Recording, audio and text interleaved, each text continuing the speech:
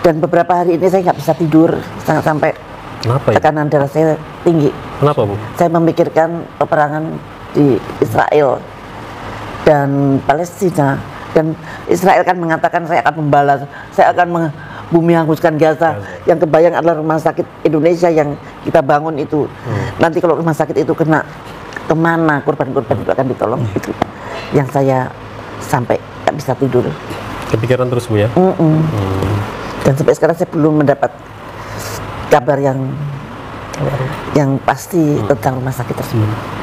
Dan semoga Allah Subhanahu wa ta'ala menghancurkan sehancur-hancurnya para pelaku pembantaian 6 syuhada pengawal kami dan yang memerintahkannya, serta para aktor intelektualnya juga yang merestuinya, dan semua yang terlibat dalam pembantaian sadis dan brutal tersebut secara langsung maupun tidak langsung.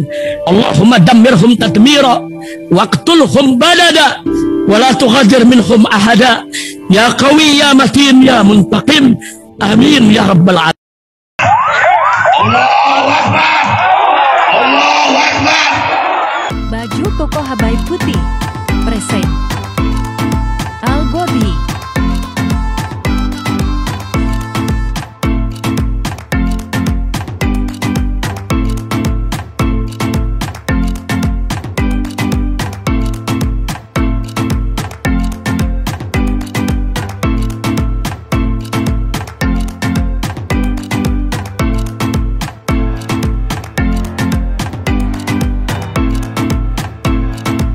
Saya mau cerita tentang rumah sakit Indonesia di Gaza. Ceritanya seperti apa sih?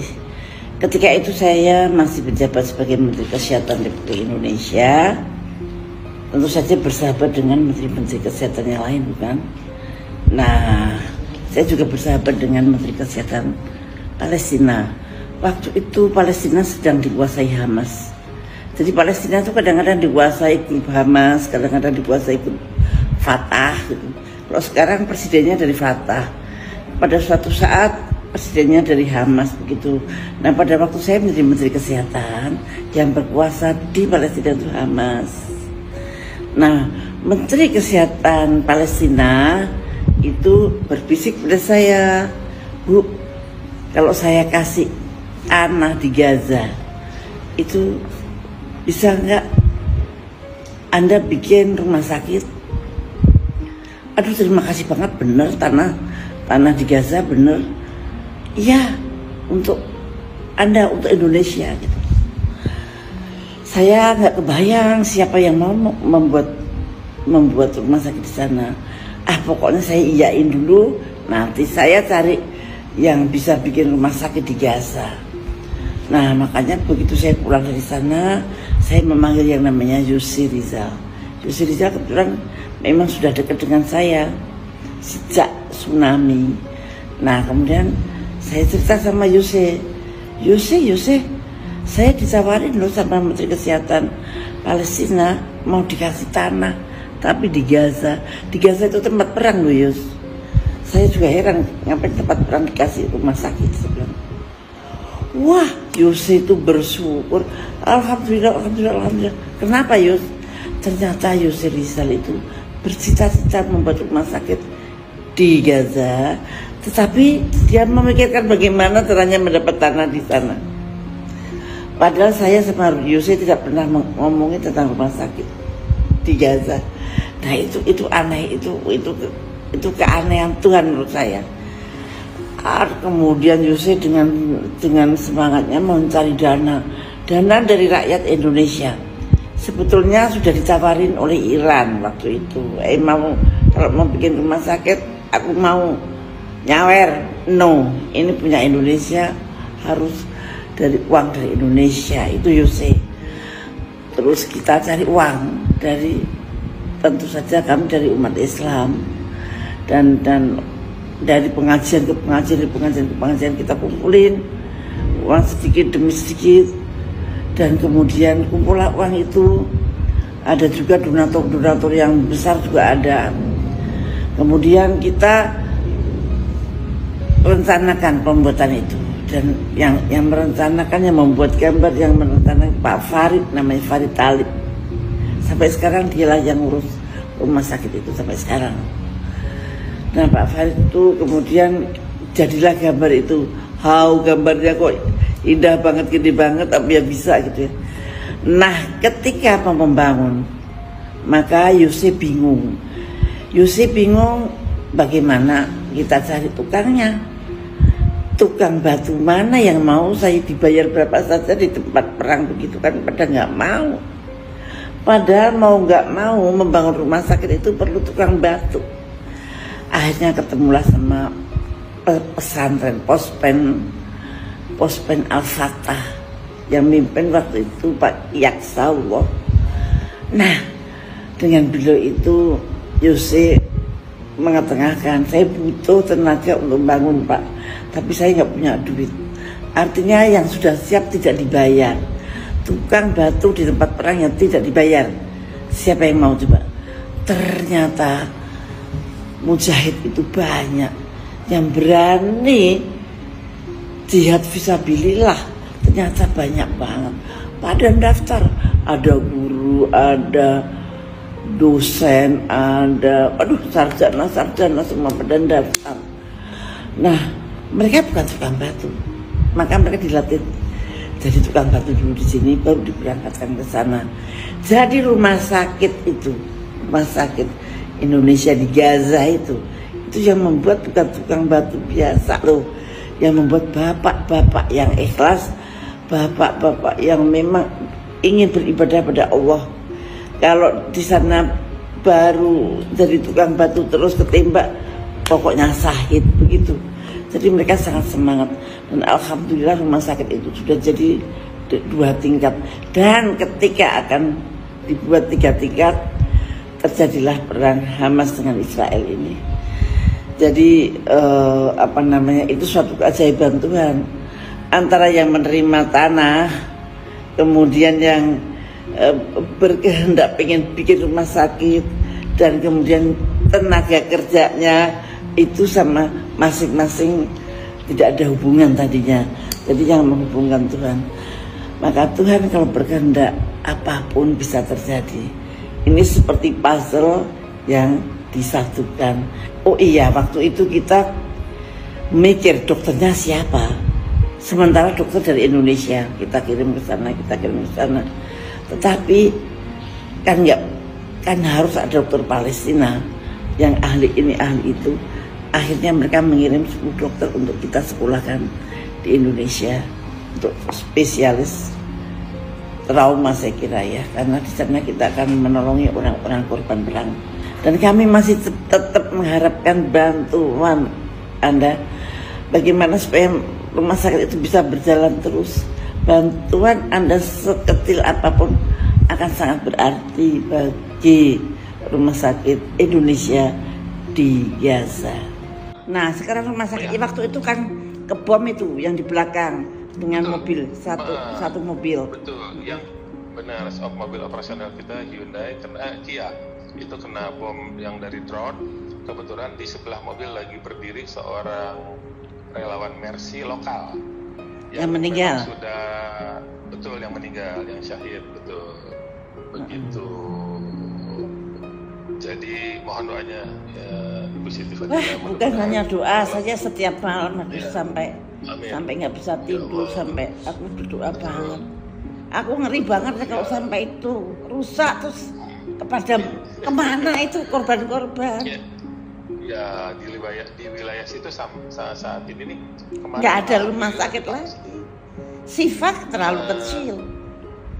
Rumah sakit pemerintah mereka. Betul, di ujung ada satu lagi rumah sakit Eropa. Ya, tapi memang rumah sakit kita sangat-sangat bermanfaat. Bahkan sudah menyuplai air terhadap tetangga-tetangga yang ada di sebelah dekat-dekat situ gitu. Ya sekarang kan air diputus. Lalu rumah sakit masih ada air, masih ada. Kebetulan kita pakai ini deep well, patek. Ularnya besar sekali Bu, ada grontengnya. Oh iya. Gitu. Ada grontengnya gitu. Jadi mudah-mudahan jadi kita punya air yang bisa membantu masyarakat di sekitarnya. Listrik juga masih ada untuk operasi. ada yang genset ya, cuma nggak tahu bahan bakarnya nih. Gitu, mereka entah dapat dari mana. Mudah-mudahan. Cuman memang siraman bomnya tuh ini dahsyat sekali yang sekarang. Ada kan memang jenderalnya kan ada 4 orang Bu yang ditahan di dalam situ Bu sekarang. Oh my god. Jenderalnya ada 4 orang yang ditahan. Oh my god. Itu semuanya Bu. Itu yang dia malunya sama Marah dunia Bu. ya. Marah sama malu ya. Kan? Marah dan malu kan digelandang itu, di borgol tangannya di filmnya. Ibu nggak punya ya? Enggak, ayo aku dikasih dong. Ini lagi tak kirimin ya. Ya Allah, ya. Dan masih ada, mohon sabar dan kuat mentalnya gitu. Iya. Insya Allah. Ya, oke. Bu. Yo. Kali ini dengan sangat prihatin kita melihat bahwa Palestina dalam keadaan yang sangat-sangat kasihan setelah Hamas menyerang Israel. Kalau Israel menyerang Palestina bukan berita, tapi kalau Hamas menyerang Israel itu jadi berita besar-besaran. Kita punya rumah sakit Indonesia di Gaza, di mana rumah sakit itu khusus untuk luka-luka perang. Jadi banyak sekali yang bisa kita bantu di rumah sakit Gaza itu. Dan pembuatan rumah sakit Gaza itu saya ikut terlibat di dalamnya. Jadi setiap malam saya deg-degan terus, membayangkan kalau rumah sakit itu dibom, kemana mereka akan pergi untuk berobat. Nah, tapi saya tadi sudah telepon pada Pak Farid, dia seorang koordinatornya dari rumah sakit Indonesia di Gaza.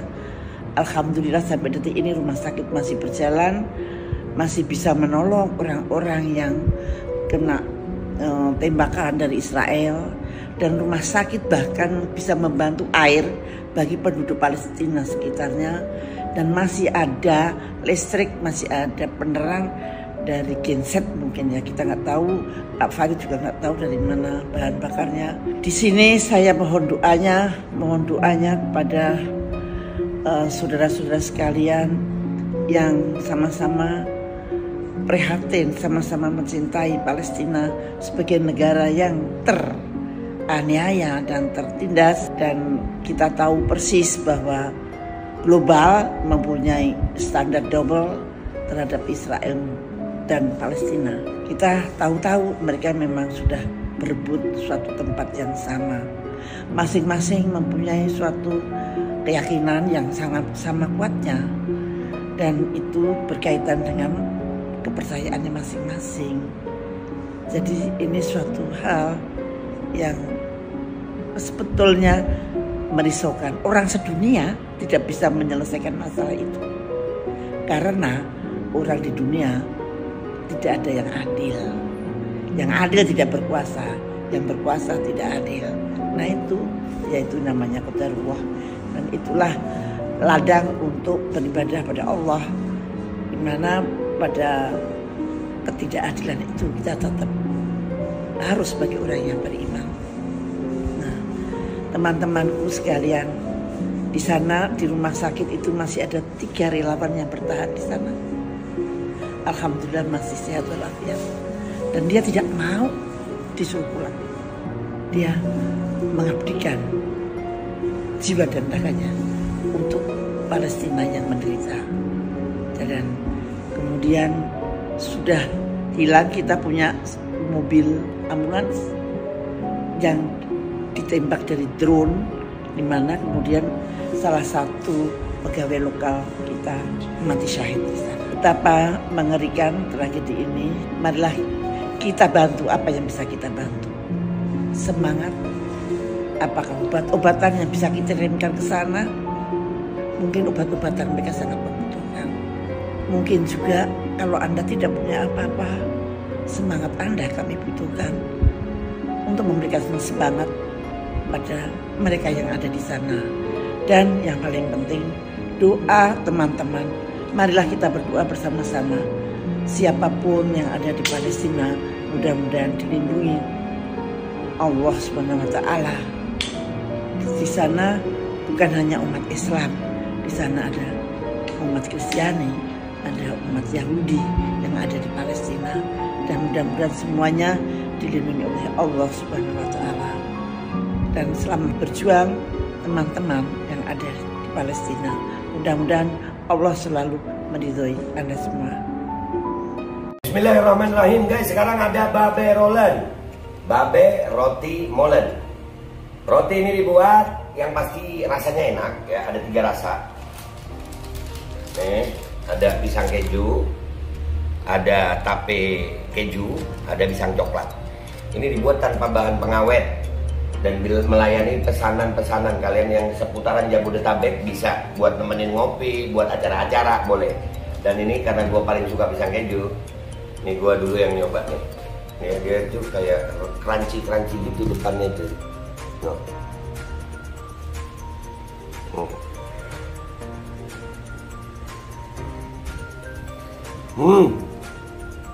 Tahu kerannya di depan nih, terus di dalamnya empuk. Ya Allah. Udah nggak usah lama-lama, lu kalau kepingin langsung pesen aja, itu ada nomor WA-nya, nanti gua kalau cantumin, ada juga IG-nya, langsung pesen, murah segini. Cuman nanti dia tanya itu 35.000 kalau nggak salah, ya.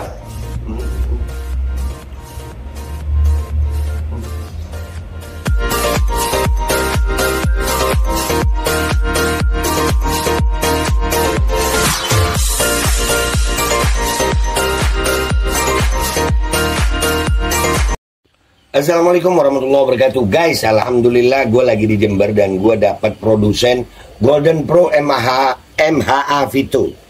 Ini guys, bahan-bahannya itu di dalamnya ada jintan hitam, ada broto wali, ada sambiloto, ada jahe, pegagan, ada madu hitam, ada propolis dan probiotik. Dan ini alhamdulillah gue udah berapa hari ya? 4 hari gue nyoba ini. Ini langsung aja guys, dia madunya madu hitam ya. Ya bukan madu bini, bukan madu hitam. Ini untuk obat dan untuk imunitas tubuh. Alhamdulillah kemarin gue badan-badan gak enak, gue pakai sehari 3 kali nih produk. Cuman ditetesin di bawah lidah kayak begini. Jangan lupa bismillah, tapi bismillah sama sholawat. Allahumma sholli ala sayyidina Muhammad dan sayyidina Muhammad.